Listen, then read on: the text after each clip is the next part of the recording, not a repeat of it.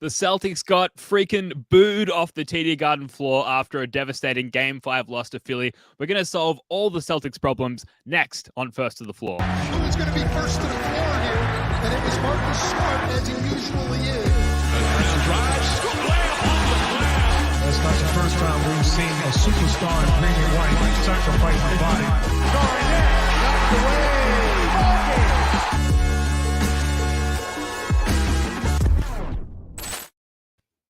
Welcome in to another episode of First to the Floor. Ben Vallis here. Thank you for joining us. Hope you're doing well. We've got Jake Eisenberg and Jackson Bowie here. Jackson, how you doing, sir? Welcome back to the show.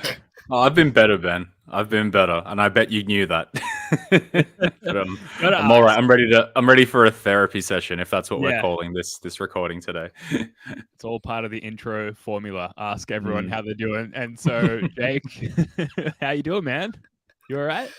Yeah. Doing okay, man. Dark times, considering where we've been at times over the past 6 months. This is pretty not good as far as times go. Yeah, pretty not good, I think it's the main takeaway. Everyone, all the pundits are leading with that. Pretty not good. Jackson, just what's your main takeaway from this one? Like, why did we lose this game? What happened? All right. So I think we can get into the minutia, and we will, because we're a Celtics podcast, and it's what we do. It's what we love to do. I think I'm going to start with the feeling I had at the end of the game, and probably work backwards. I think losses like this, they seem to either correctly or incorrectly confirm all of the skepticism and all of the worries that you had about this team, probably going back to maybe December. That's when it started to go a little bit sour. So your doubts about Joe Mazzulla are forefront. Your doubts about the mentality of Tatum and Brown as a duo and how much mental resilience they have, they are called into question. The legitimacy of the supporting cast, etc. You could go on and on and on. I think the reason we lost this game is, and this is a really stupid analysis, I just think the shots weren't falling. I really do. I mean, you can go on about defense all you want, and obviously the lack of a plan B when the shot doesn't fall. Now, there's a topic that we've unpicked before, and I think we're going to unpick again. But it's just like, if the first few shots don't go in and, we get separated by 9 points or so, seldom do we bring it back. So I think in all, it was a bad day at the office, but this is probably the one time, and maybe obviously Thursday, Friday, Australian time will be the one time that you can't get it wrong, until we can't get it wrong in 2 more days or 3 more days after that. But we had a bad day at the office. And I think just the playoff setting, and I think everything that we've been through the past, 3 or 4 months has now just all come to fruition to make it feel much, much worse than it actually is. Did I answer your question there sufficiently? I just put it down to a bad shooting day, to be perfectly honest. Yeah. That's all I've got. I fully agree. Much, much worse than it actually is. It's pretty fucking bad, Jackson. It's pretty bad. Pretty bad. We're on the brink of being eliminated in the second round for the first time since, Kyrie and the Bucks? Yeah. That's bad. And that season felt very similar to how this season feels, in that it's a good team, it's talented, it's all there, but no, it's just not quite. This team's not much better. We won 10 more games than that team. But look, this was a disaster across the board. Shots weren't falling. I mean, Jackson, you mentioned the defense, and maybe that was it was a disaster. I didn't mention the defense because there was none to mention. Yeah, exactly. Yeah. What's the point of mentioning something that doesn't exist? Defense. Yeah. It was so bad from the jump. So bad. And one of the best things they've done all series has been shut down Maxey, and they let him get comfortable. And if he's comfortable, then you're in trouble. And he had 30 points today. 19 in the second half. The Embiid-Harden pick and roll was the easiest it's looked all series. Bad sign. Should not be the case in Game 5. It should look quite difficult. At no point did we adjust. We just defended it the same way. all game, have done so for the past 2 games, 3 games. Quick, try something else, maybe. So many missed wide open threes though. Like, So yes, many the missed wide open defense was bad, and like that's probably going to be the focus of this discussion. But man, so many wide open threes. Tatum had like a wide open corner 3 early that he missed. Al Horford 0 for 7, was it? All like, 7. Elite And shooter all out. of them, just, all of like, wide open. Yeah. Critical part of the offense, particularly against the 76ers.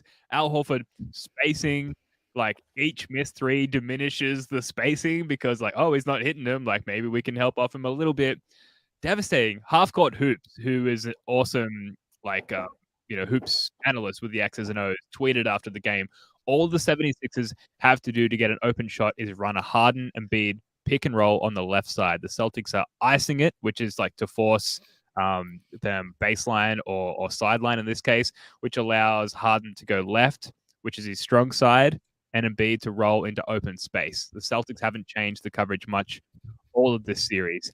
Like, great. That fucking sucks because, like, yes, we saw it. Like, maybe you didn't know in theory what was happening, but we saw Embiid getting the ball on the nail or on the free throw line all game and, like, just having ultimate freedom in terms of like how to get his buckets, and he was getting them all night. I want to say adjustment wise, like just don't. Oh, thank you X3 for the paid comment there. Amazing. Thank you so much for the comments there, X3. We'll get to your question in a second. Get to that. Because it devastates me. But you would like to think from an adjustment standpoint, like maybe don't force Harden to his strong hand on all of those picks and clear out that space around the free throw line for James Harden. For Joel Embiid. Okay. So I've been pretty like Mr. Joe defender. It's on the players kind of thing. But oh man, do I miss Brad Stevens right about now? Yeah, this was schematic. Yep. Like where is the Gerald Green in the starting lineup move? Where is something? It is not working. So, like the adjustment was pretty obvious to me.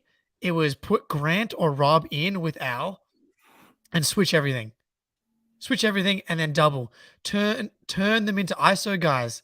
You have to at least try Rob on the switch. Having Rob play and drop was so frustrating.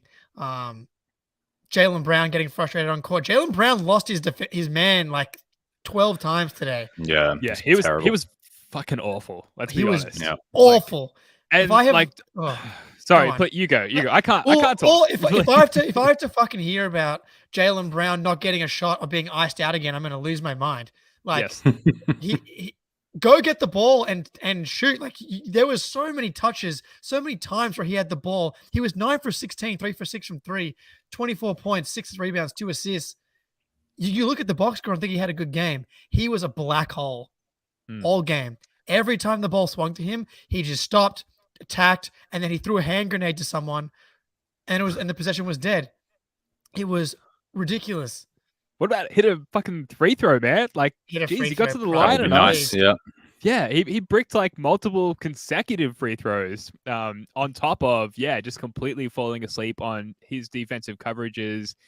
And I suppose just zooming out a little bit on the defense, just a total lack of defensive intensity, which I think people will often lean into if they're not like necessarily sure what's going on with the defense. They'll just like blanket coverage. It's a lack of defensive intensity. But like at this point, like, it's deep into a playoff series. Like the coverages, the strategies, they're not changing massively from game to game, right? Like we saw sort of minor changes, minor lineup changes. We saw a lot more Daniel House from Philly in this particular game. But as far as like the scheme for defending one another, they're not really changing massively from game to game this late in the series.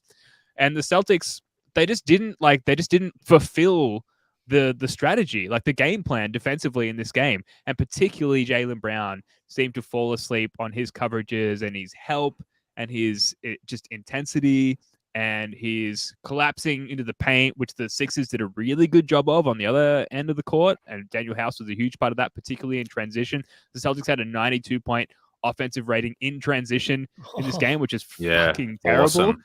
That's so good. And I don't mean to sick, single. Yeah, that's fucking bad. I don't mean to sick. single out Jaylen Brown, but like he just didn't bring it defensively in this game, and like he was probably the most standout culprit. But like really team wide, they just did not bring that level of defensive intensity, and you can only hope they're going to bring it in Game 6 because it's going to be fucking necessary. Yeah. It's one of the only causes of optimism that I have is that we have seen Jaylen Brown's defense on James Harden like be almost responsible for, the 2 wins that we had. Because in those 2 games that we did win, James Harden was like abysmal. And now he has, he goes in and out of his groove, and now for 2 games straight, he appears to like be comfortable in it. So yeah, no, the defensive intensity just, like you said, from the get-go was just appalling. And you know what? Like, not to pivot away from the conversation here, but if we were up 3-1, I would almost guarantee we'd put the same performance in today. Yeah. And then we would come away thinking to ourselves, man, what's wrong with them? Like, why can't they put the foot down? Why can't they do this? Why can't they do that? And we would have that same horrible, niggling, nervous energy that we had going back to Atlanta for Game 6. I would obviously much rather that be the scenario now than having a 3-2 deficit, and rather than, having a 3-2 lead rather than, coming off a loss. So I'm optimistic that they can get it back. What this has done really, though, has damaged any sort of optimism that you have for, championship aspirations, because let's just say, Tatum has, a Game 6, the kind of Game 6 in the semis that he did last year against the Bucks. It's just such and that gets us over it. Yeah. But then Game 1 against Miami, like Eric Spoelstra's schemes versus Missoula's schemes based on this evidence, it's going to be a bloodbath unless you shoot 50% or better from 3. So I do like that you're still letting yourself go there. Good. I like that, Jackson. Well, if I don't, I have to go cry in the corner, and I will eventually, but just not yet. Just not yet. It's good. Yeah, the season's going to end in tears. It's going to be either tears of joy, we finally won the championship, or tears of despair, we lost to Philadelphia of all teams. Oh my God, I can't believe we're even having this conversation. They are good. Like, this is not losing. This is not the Bucks losing to well, I guess the Heat are good now as well. I don't know anymore. But like, this is not an 8 seed beating the 1 seed in the first round. Like, Philly was the 3rd best team in the league all season long. They have the MVP, who cannot believe we had to go through 10 days of fucking Joel Embiid knee watch. He looks the same as he always does. Yeah. Something's up there. What the hell is going on? Yeah.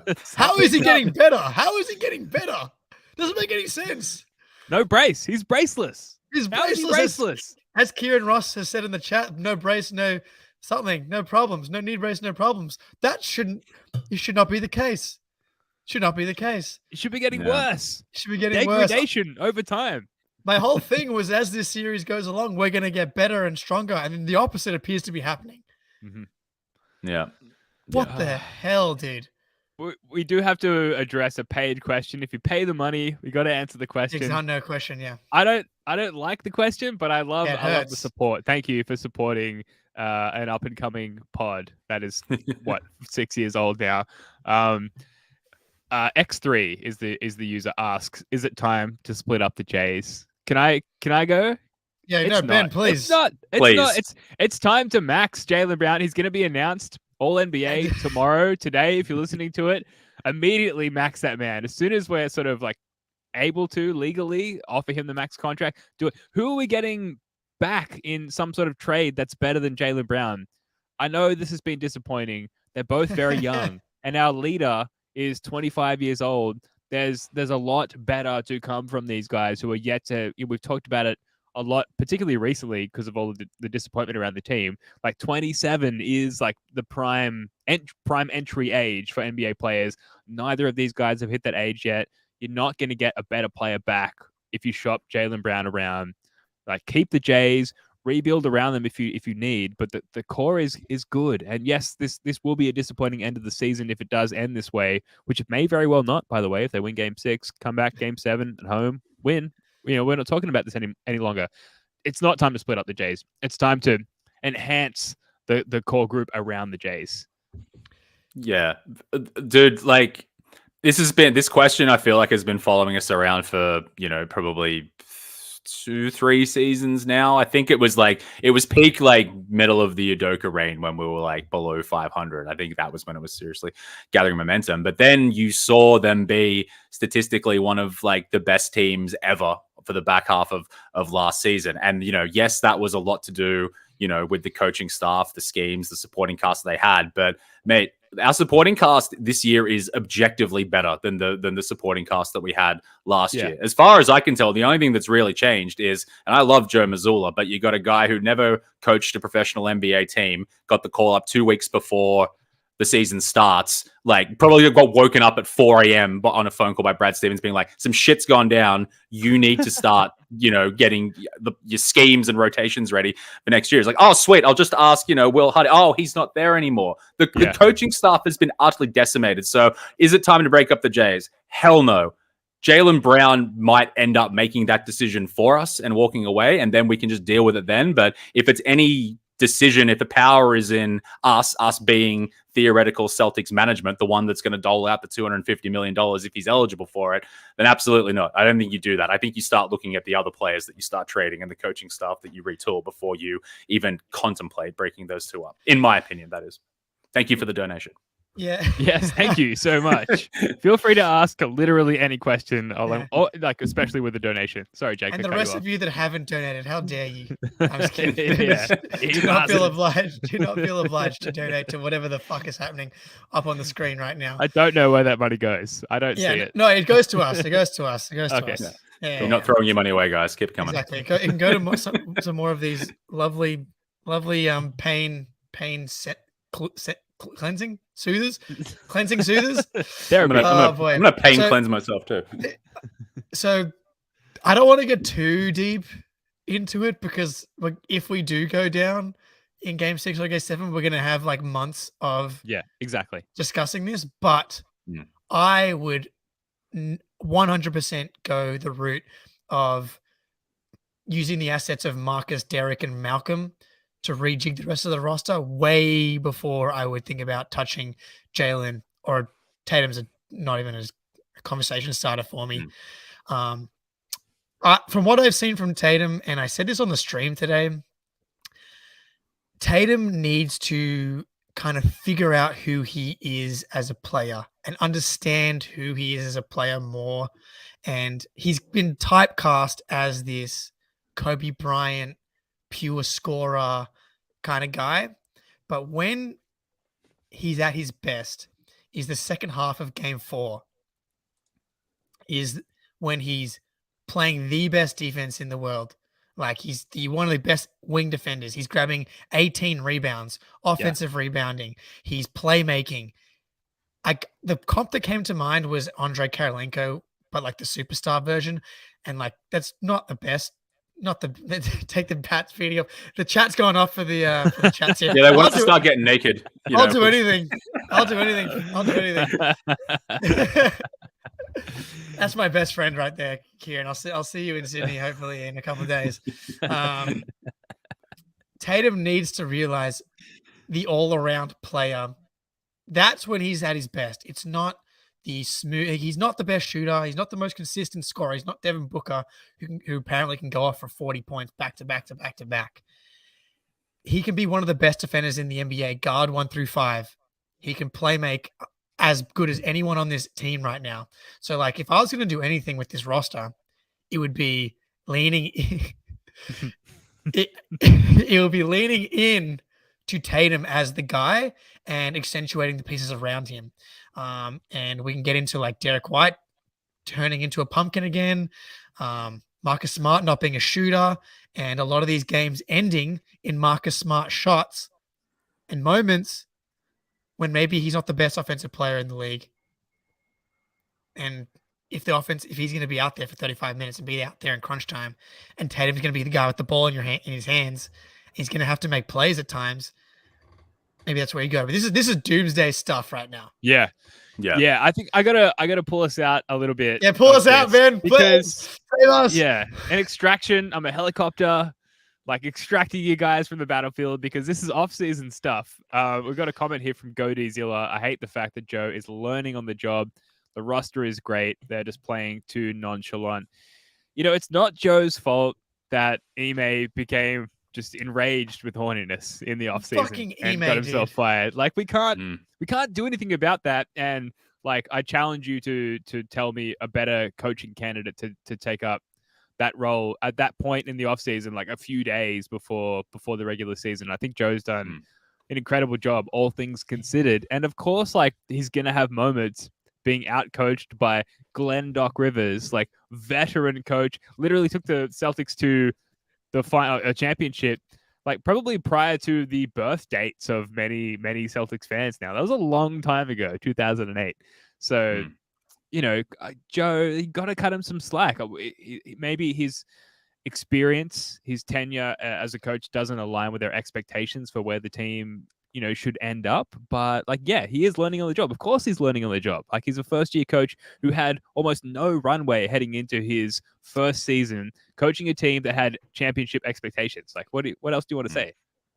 Yeah. And it's both things can be true, that he is not cut out for the job that we have, and that this is not really his fault. He has to take responsibility, obviously, but like, if you can't do what you don't know. And I'm going to butcher this point that I'm trying to make here, but essentially if you're the number 4 assistant, number 3 assistant to Udoka last year, then yeah, obviously, you know the guys, the schemes, you know what you're going to try and do. But we're not playing the way that we played last year. We were defense first, no bullshit, get into everyone's face.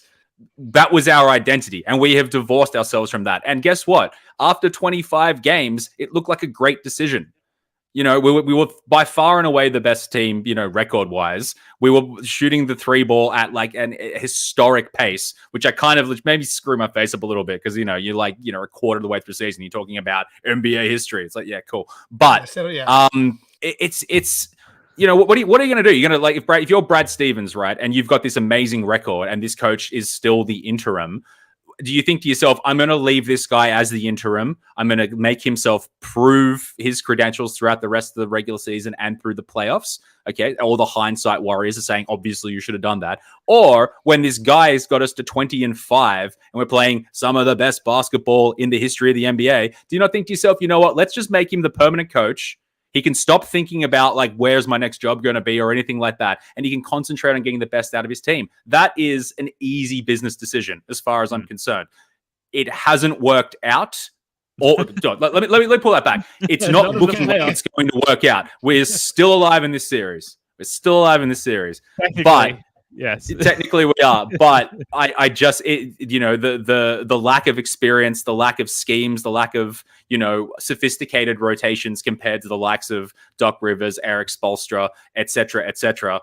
Don't put Doc Rivers in the same sentence as Eric Spoelstra. I don't want to, but based on what we're seeing, it's happening. So yeah, I think we're just outmatched from a coaching standpoint here, and it sucks because I like Joe Mazzulla. I like how weird he is. I like he's got that crazy bug-eyed sort of look. Crazy I would Joe love Mazzulla. nothing more than to see him with that same meerkat face holding up the NBA championship, looking down the thing. It'd be fantastic. But my optimism in that happening is about probably less than 5% at the moment. So I will say, like, the rightful criticism, and it seems most people agree with this, that the criticism is on the players, right? This series, and for some parts during the Hawk series, for not executing, for not like playing the way that they have shown us that they can play. And so I guess credit Ime Udoka there, and like his relationship with the players was such that like he could get more out of them. So it's not necessarily down to the coach as far as like scheme and their approach to the game of basketball. But if it is going to be about the players, and if there was one guy who could get the players and get the best out of those players, might have been Ime Udoka. So maybe that's where you divide the two. Well, I think what they did this year was, okay, the defense was incredible last year. What undid the Celtics in the finals was the offense. And what undid the Celtics in the Heat series and the Bucks series was the offense. It was the turnovers. It was the stagnation. So they put a massive, massive emphasis on fixing the offense going into the next season, because they were like, we'll flip the switch with defense. We got the personnel still. These guys have been playing top 5 level defense for half a decade now. That part will kind of take care of itself. And they were kind of right. Despite the Celtics defense not being that good, and this was like league-wide defense wasn't as good this year, but the Celtics had the second best defense in the NBA this season. But everybody knows it wasn't on the same level as it was last year. And now we're here. The ceiling of this team is leaning into the defense. And part of that is Rob, but Rob wasn't even healthy for the playoffs last year. And I wouldn't even say Al's been that much of an issue. Like, he was awesome on Embiid in Game 4. Al came out today and was playing great defense. They switched everything last season. They're playing way more drop this year. And they went away from that defensive identity that Jackson's talking about, which has kind of been this team's calling card since Tatum came into the league. Really, that's been where they've held it down. And for some reason, what they've never been able to unlock has been the defensive intensity plus the pace. Like, why is this team not the fastest team in the league? Why is this team not basically number 2 after the Kings? Why are they not just running the ball down everyone's throat? They have the most, like, the youth, the athleticism, the length. It makes no sense that they are not just going and going and going and going. Yeah. Because they haven't had their backs up against the wall until now. Until now. Yeah. So here it great comes. Segue. Jackson, how can the Celtics win Game 6? What's the adjustment? What's the strategy? What's the approach? How can they bring joy back into our lives? All right. Well, first of all, you've got to like make just life completely and utterly miserable and livable for James Harden and Joel Embiid. Okay, you got to do that. If Tyrese Maxey is going to score 40 and is going to like hit backbreaker 3 after backbreaker 3 and PJ Tucker's going to get his shots and things like that, unfortunately, that's just the kind of thing you have to live with. Because I guarantee you most other coaches, when they're playing the Celtics, it's nullify Tatum, nullify Brown, we'll live with whoever else can get it done on us. So there has to be a real emphasis and a real dogged single-mindedness. We are not going to let we're not going to let James Harden nor Joel Embiid get anything easy. And I don't know if that means, doubling him. I don't know if that means picking the ball up higher. Whatever it is, like, I don't have the intellect to explain like precisely what needs to happen, but there needs to be a way more of an intense defensive effort on those two. They just got to look like they give a shit. And I know, like, just looking like you give a shit and, putting the ball in the hoop are two different things, but we've seen too many times in this playoffs, and by too many times I can count twice, Game 5 against the Hawks and Game 5 now, where it just looked like they were straight up fucking around and didn't really know what they were doing. Game 1, I suppose you could say that, but again, I have a hard time, we lost to a long distance James Harden 3-pointer when he had 45. To be fair, Trae Young did that in Game 5 as well. But it's you've just got to do what you can to nullify their star players, and you've just got to match the intensity and you got to play faster. That would be my beginner's guide to beating the Philadelphia 76ers. Yeah, absolutely. Jackson makes a lot of awesome points. And before we get to the rest of how the Celtics are going to beat the Sixers in Game 6, we've got a quick message from our sponsor. Make a fast break to FanDuel during the NBA playoffs, because right now new customers can get a no-sweat first bet up to $1,000. That's $1,000 back in bonus bets if your first bet doesn't win. FanDuel has been perfect for betting against the Celtics in this series. Great promotions every day, safe and secure app, get paid instantly. There's no better place to bet all the playoff action than America's #1 sportsbook. Visit FanDuel.com/Boston and get a no-sweat first bet up to $1,000. That's FanDuel.com/Boston. FanDuel, official sports betting partner of the NBA. 21 plus in select states. First online real money wager, only $10 deposit required. Refund issued on non-withdrawable bonus bets that expire in 14 days. Restrictions apply. See full terms at FanDuel.com/sportsbet. FanDuel is offering online sports wagering in Kansas under an agreement with Kansas Star Casino, LLC. Gambling problem? Call 1-800-GAMBLER or visit FanDuel.com/RG in Colorado, Iowa, Michigan, New Jersey, Iowa, Pennsylvania, Illinois, Tennessee, Virginia. 1-800-NEXT-STEP or text NEXT-STEP to 53342 in Arizona. 1-800-789-7777 or visit ccpg.org/chat. Connecticut, 1-800-9-WITH-IT. In Indiana, 1-800-522-4700 or visit ksgamblinghelp.com. In Kansas, 1-877-770-STOP. In Louisiana, gamblinghelp.linamar.org or call 800-327-5050 for 27 support.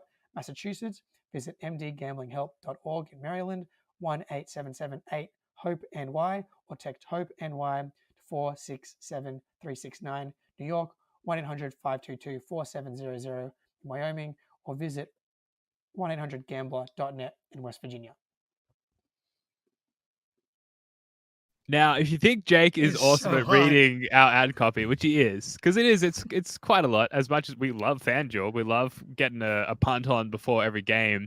Jake is even better at telling us why the Celtics are going to win Game 6 in Philly. Jake, what do you got? We have to switch everything. We have to. Okay, that's the one thing we have to do. The second thing, I think it might be time. I don't know if Joe's going to go here or even consider a big change like this. But I would put Brogdon in the starting lineup and play him like 35 to 40 minutes. Wow. Because I know he hasn't been perfect. And I know we talked about this defensive identity that we don't really have. It's too late. It's too late to change this year. We have to lean all the way in to the offense and bomb and be aggressive. Like, we have to try and rain terror down upon these people. And X3 again, another donation, absolute legend. Why don't we play X3? Why don't we play with pace? It is confounding. And if there's one adjustment I would make for the next game, it's play with pace. You need to try and run Harden and Embiid off the court. I don't know what it is. I don't know what it is about Tatum in particular. I think Jaylen's pretty keen to get up and down. But Jason, man, for whatever, like he got there after the first quarter. He got there in the second half of Game 4. But you have to come out from the jump and get up and down. Mm-hmm. You have to. But yeah, I think you have to lean into the offense.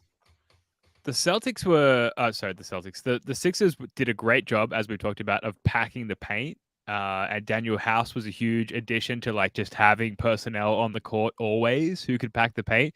That did not bother Jason Tatum. Jason Tatum, like once he decided to do his thing, was getting to the rim at will, drawing fouls frequently, like getting good looks. He was just a problem for Philly at the rim. So, like, yeah, Jason Tatum just needs to be that version of himself from the tip, because the sooner that you do that, the sooner the Philly defense is going to adjust.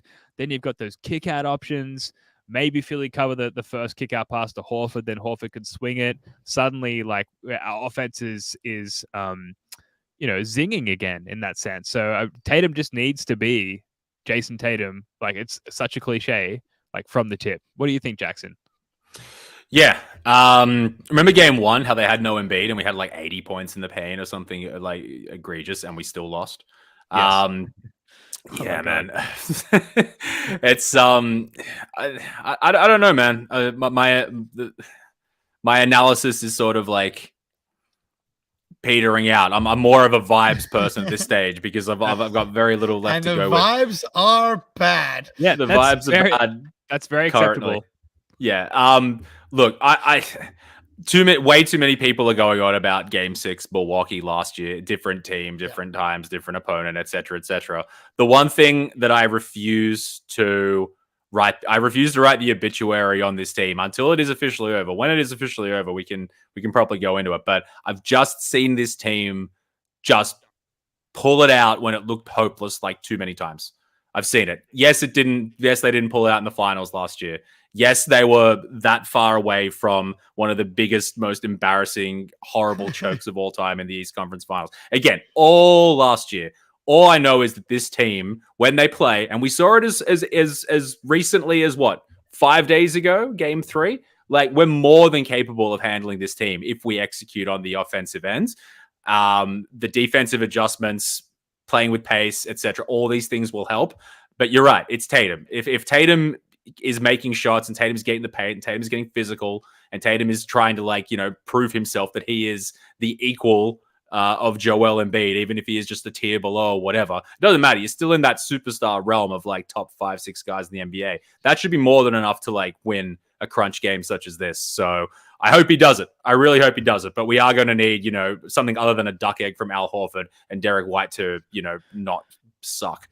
I think amongst others as well.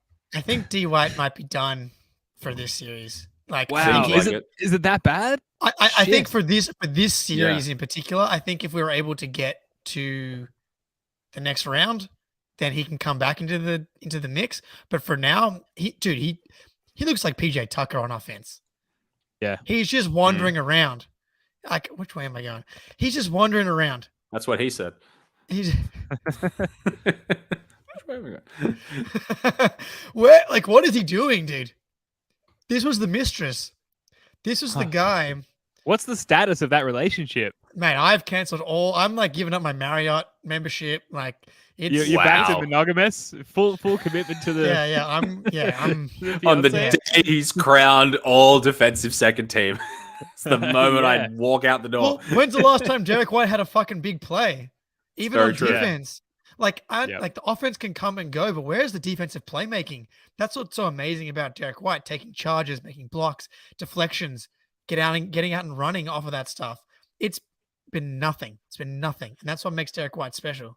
So, like, a huge part of how the team can succeed in the next two games is, like, first of all, those I hesitate to call them role players, but, like, at least in the playoffs, they kind of are. Derrick White, who was the third best player on the team all regular season, now a role player in the playoffs. We need some version of Derrick White. We need good Malcolm Brogdon, who did all right when defending James Harden in this game, in Game 5. He had some decent moments. Yeah, but compared to the rest of the series prior, he actually did it right on James Harden in this particular game. But we certainly need Derrick White to be aggressive. Like, his getting to the paint that he has exhibited all season with these, like, crazy hop steps, like, his finishing moves have been incredible. We've seen none of that. On top of that, I mentioned it earlier, the James Harden, Joel Embiid pick and roll, where we're forcing Harden to the left side, which equates to Embiid open in the middle, right at the free throw line. Like, just force James Harden right. Force him to his weak hand, which also messes up their spacing because you're funneling him right to where Embiid's trying to get the ball.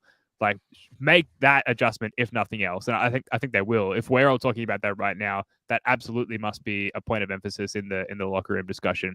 Anything else that you guys can think of that needs to be changed? I think maybe helping off Tucker. They need to just do that more ruthlessly. Like, at least early, help off Tucker. If he starts making his shots, sure, adjust again. But particularly with Rob out there and potentially going double big with Horford and Rob, help off Tucker until he becomes a problem and then adjust accordingly. But Rob has kind of been nothing in this series as well, because we haven't, he hasn't been able to be that roamer, that blocker that we've seen him have success with in the double big lineups in the past. Try and make that happen. If Tucker forces you out of that, fine. But I think you should at least try that early in the game. What do you guys think? I think, look, maybe you try and recapture the magic. Maybe you instead of benching Derrick for Malcolm, you bench Derrick for Rob. And you try and see if you can find it. Because they're going to have Tucker. Because what's been the issue with Rob has been if Rob's out there, they're not playing Tucker. And so they're not giving Rob a place to hide. They're like playing Niang or whatever. And so if you start the game with Rob, then there will be someone to hide on with PJ. And you can either put Al on PJ or Rob on PJ. You switch the pick and roll. I'm going to be very concerned if the starting lineup looks. I'm going to be very concerned, obviously, anyway. Very concerned. Danny Man is killing it in the chat right now. Just ripping, making his own song out here. Is that a Britney Spears? Am I reading that wrong? That sounds like Britney Spears to me. I might be aging myself there. Hit me Boston two more times. Yeah. Yeah. Look, don't rule it out. Look, as I don't know. Are we going to get to rituals soon? But yeah, like, empty the clip. Try and rain terror upon these guys. 53 threes. Just, if that's where you're going to go down with the ship, baby, go down with the ship. The Titanic guy playing the violin. Gentlemen, it's been a pleasure playing with you as the ship sinks. All right. I think high. I just looking at my notes here. Another Jaylen on Harden masterclass is necessary. Like staying out of foul trouble early, keeping those hands high and back, and just like what we saw in Game 2, and then high pickup points, which just feeds into the defensive intensity. Like you need to suffocate these guys as soon as the ball is in play, right? Like whether it's off makes or misses. We need these full court pickups. We need to use our length, our athleticism, our relative youth. We need to use that to suffocate the Sixers for the remaining 2 games, because there will be 2 games of this series. Full throttle Tatum, we talked about. I think that's everything. I think I've gone through all my notes of how we could adjust in Game 6. Really, it just comes down to like, we know the formula. Just like execute it better, play harder. Orange Anything ball, else before go we move in on? for us, please. Yeah. A couple of post-game quotes here. So this is from Taylor Snow. Marcus Smart's mentality down 3-2. Quote, if you're not willing to get dirty, if you're not willing to bleed, if you're not willing to break something, willing to tear something going hard, then you shouldn't be on the court, because that's what the playoffs are about, end quote. And then Brian Robb, Jason Tatum lays out his Game 6 prep timeline. Quote, we have a flight tomorrow. We're going to watch film when we get there, get some rest, shoot around Thursday, talk to you guys again, say the same shit again, and then get ready for the game on Thursday. Are you guys gleaning anything from those quotes? Is there anything from those 2 quotes that make you feel better or worse about where we're headed? Nah, for me, the more boring, the more nonchalant, the more uncontroversial, the better, because that's just how they talk for most of the year, right? So you could see that, and you could read it one way. It's like, he's just going through the motions. He doesn't care. He wants to get a kick. There's all that crap. But if you start coming out, you start being emotional, you start saying, damn it, I want to win, and I want to win hard, and everything like that. And some people will just lap that right up. But for me, that's just like, shit, this is getting to me. I need to say something to inspire myself, or I need to say something to take the pressure off of me. These guys have been here, as I said earlier, I've been here many, many times. They've done it before. I think the less variance in their comments and the more even-keeled their demeanor, the better. At least for me. If it goes wrong on Friday, Thursday, then that's fine. We can pick that apart further. But for me, you got to keep it as boring as possible and keep it going, because that's how it's been all year. Now, Jake, I'm going to get your comments on Derrick White's all defense team make, because you have been, Derrick White's been the mistress all year for you. And then we can wrap up on our post game and pre-game like anti-jinx routines. But just, I know it's tough right now because Derrick White has been like pretty gash in this series, but like, just talk to me about the vindication from your standpoint of Derrick White making an all defensive team. He was the one. He was the perfect role player. Obi-Wan Kenobi. He was the chosen one. Yes. Do not doubt me. Oh, man. He was perfect. He led second in the league in blocks for guards. He deserved it. Deserved first team over Alex Caruso, probably, or Drew Holiday. Love to see it for Derrick. Absolutely well-deserved. And just sucks the way that they release these awards, because very often they come with like people just being stomped out of the playoffs. Like it was supposed to be Embiid getting the MVP and being down 3-1 today. Alas. He was great.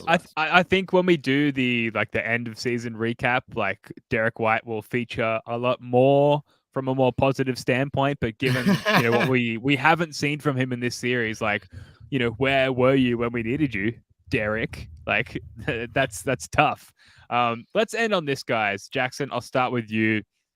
What's your post brutal loss routine? Like a game like today, I know you're probably working because it's like the middle of the day Aussie time. Say the game happens when you're at home on a weekend or whatever. Like what's your post brutal loss routine? How are you like dusting yourself off psychologically from a game like today? Well, I was at work, and I'd same as all losses. I like to take it out on the customers. Someone asks me for something, and I just tell them absolutely not. Fuck off. Leave me alone. No. So first of all, I grab my Celtics little teddy bear and I cuddle it and I have a little cry for a few hours.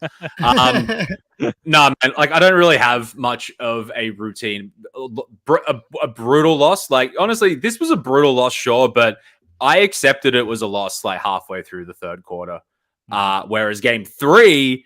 When it goes down the way that it does, that crushes me. So like when I'm crushed, when I'm properly crushed, I just go 0 dark 30. I go no social media, no nothing. My YouTube feed is I don't even look at it. You know what I mean? I listen to some music, I listen to some history podcasts, and after about 2 hours, and I start to calm down a little bit, I then go online and I then read all the hot takes. And if the hottest of hot takes about how crap the team is, if that annoys me and I feel like defending it, then I know that I'm back. When I read a hot take and it's like, this team sucks straight everyone, and I'm like, you know what, maybe we should, then I know I'm still not good enough and I go dark again. So it's the reason I get so upset with losses is it deprives me of time browsing the internet, reading about how good my team is and how much other teams suck. And when that gets taken away from me, it's bad. Yeah, so that's my answer. It's so true. Yeah. All you want is all the notifications to come through of all the podcasts being like Celtics big win. Tatum stamps his spot in the league, and instead what we get is Bill Simmons Celtics hit rock bottom. And I went back to look at what Bill Simmons posted after Game 5 of the Milwaukee series, because I thought it was important to just to go back. And so today's was a Celtics rock bottom. Embiid's big statement. You go back literally like 12 months to the day, pretty much. Philly implodes. Apex Giannis versus Apex LeBron, and the worst Celtics losses ever. So look, we felt pretty bad around this time last year. Oh, way worse. I think it was maybe worse. Like I'm with you, Jackson. Like the getting blown out part made it a lot easier. My routine is just like jump in the ocean, like usually. And there's a cat bingo first to the floor. The cat's good luck. It means we're winning it all. Yeah. Yes. And now that I've moved somewhere cold, that feels like it has a bigger impact, either like surf or jump in the ocean if there's no surf. And it has like a pretty big impact. But I'm also kind of like a masochist because I'll like I'll listen to the Zach Lowe podcast after the Celtics collapse. I'll still do all the stuff that I usually do, and I'll just let it wash over me and it hurts, but I can't help it but do it to myself. I'm just gonna answer this paid question again. Thank you, X3. So generous. What do you guys think the reason is for Jason's first quarter slow starts? I think a huge part of that is the team's difficulty in getting the ball to Jason Tatum, which comes down to the defense of the opposition. That's been an issue all playoffs and for the better part of the regular season. You know, obviously, front page of the scouting report is like deny Jason Tatum. And beyond Marcus Smart, who has trouble in this realm as well, you know, we've got a lot of guys who struggle to get the ball to a guy who is being completely denied by the opposition. Thank you, John Zanis Pies, as well. I'll have to take your word. I have to take your word for it. I'm not sure I buy it. Yeah. I think it's a mentality thing as well. You just have to come. And and again, it's not just the scoring. He has so many ways to impact the game, and he can do it with force. He has to come out with force. Like even to start the game, I thought he made well. He found guys on kickouts. They missed a lot of shots. Now, look, if you're listening to the audio pod and you're like, hey, we were on a certain subject matter and we keep deviating, like come onto the YouTube, pay a little money like X3 is doing here. You can ask your questions. We'll completely deviate from our run sheet and answer your question immediately. So great. Jake will get naked. That's fine. Yeah, sure. Whatever it takes. Great reason to come onto our YouTube first to the floor and subscribe. My post-brutal loss routine is just to go for a long walk.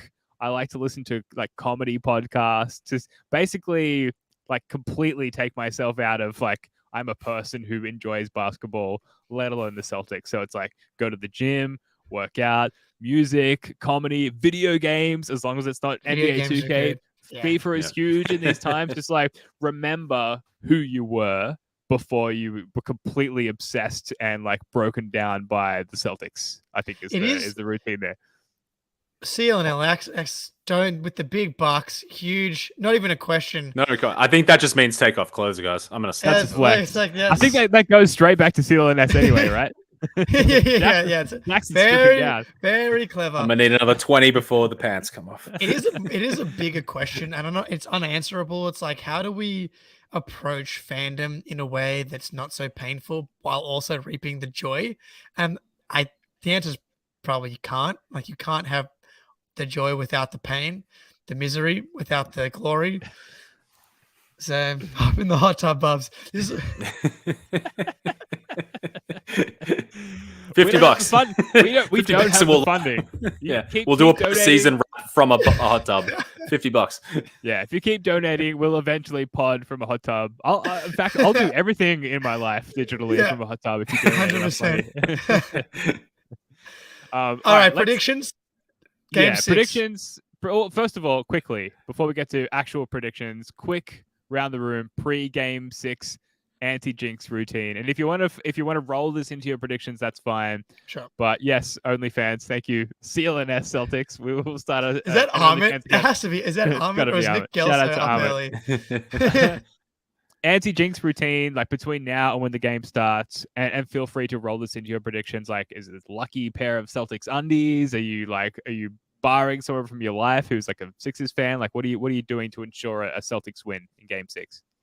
So, if I was in America, I would go straight to FanDuel, and I would put probably like however much money I could conceivably like not give a shit about losing, and I would bet it against the Celtics. I am utterly convinced if I bet on the Celtics, they lose. Sorry, yeah. If I bet with the Celtics, they'll lose. If I bet against them, they'll win. Now, that might not be scientifically possible or a thing at all, but I have enough anecdotal evidence that I haven't kept records of to know that it is a good measure to take. So I will be betting probably an obscene amount of money on Friday, and if it wins, then I'll feel like I bought the win and I did my part. And if it loses, well, I can go out and buy extra fine booze to get blackout drunk that night. So I think it's going to work, and I think we're going to win Game 6. I am recreating pretty much the exact Game 6 environment as I did last year. So I typically watch a lot of games with my dad, and now that I've moved to another state, have not been doing that, but I'm flying back to Sydney. Not for Game 6. It just happens to be a coincidence. We're gonna be watching it together, and we happen to have one of my best friends who watched Game 6 with us last year. And my dad hates watching games with anyone besides me. And he like, because they speak, basically they speak, and that's a no-go when my dad's watching games that outside of me. But Johnny apparently like made it through the dad like parameters for watching a game, and we won. Huge. Because I have another friend, Ben, who watched a Pats game with us, and dad was like, I'm never watching a game with him ever again. And I'm like, yeah, I thought that might happen. Not me, for the record. No, yeah. Old Ben. And predictions, Jake? Predictions for Game 6? I don't feel good, Ben. Can't lie. Don't feel good. I think it's got to be the Celts, right? Like back against the wall. Milwaukee last year, Game 6, Tatum. Like, this is, unfortunately, it takes these circumstances for them to be the Celts that we know and love post-November. So, the recipe's there. It's just go out and cook it up. What do you think, Jackson? Yeah, if we're going to lose in Game 7 on our home court, and it's going to be way, way worse than losing We'll talk about that against Game 6, which is why we're going to win Game 6, and we can cross that death bridge when we come to it. That's a good question. Would you rather lose Game 6, win Game 6, lose Game 7, or lose Game 6?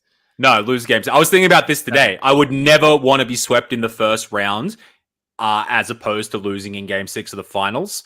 But there's definitely a line somewhere. It's Game 7 of the finals. There's definitely a line somewhere, though, where the experience and the reps and the journey that you'll take is not going to be worth the crushing defeat that you get at the end of it. So in that situation, no, just lose Game 6 and get it over with. But I like the question because there's definitely a line where it's like, I could get the highs and the lows and ultimately be sad, or I could just be sad now and move on with my life. I think about it a lot, actually. I'm a masochist. Give me the pain. Get my hopes back up. It's a much better answer. One more time, and then crush us in front of our fans and boo us off the court one more time. Hurt me, baby. Hurt me, baby. Great sentiment to wrap up on. I promised you guys we'd go 30 minutes. We've gone twice that. Typical first of the floor fashion. That is going to do it for this one. If you've lasted this long, listener, firstly, good on you for sticking out after this brutal loss. But secondly, you're clearly enough of a fan to leave us a review, a 5-star rating on Apple Podcasts, a like on YouTube, share it with your mates. The algorithm is tough, so please support the show by engaging in whatever way you can. Share, subscribe, comment, review, like. It all helps. We'll be back after the next game. Whatever happens, win, loss, we will be there. Please win, Celtics. Please, God, for me, personally, emotionally, that would be great. Jackson, Jake, love your work, guys. Until next time, go Celtics.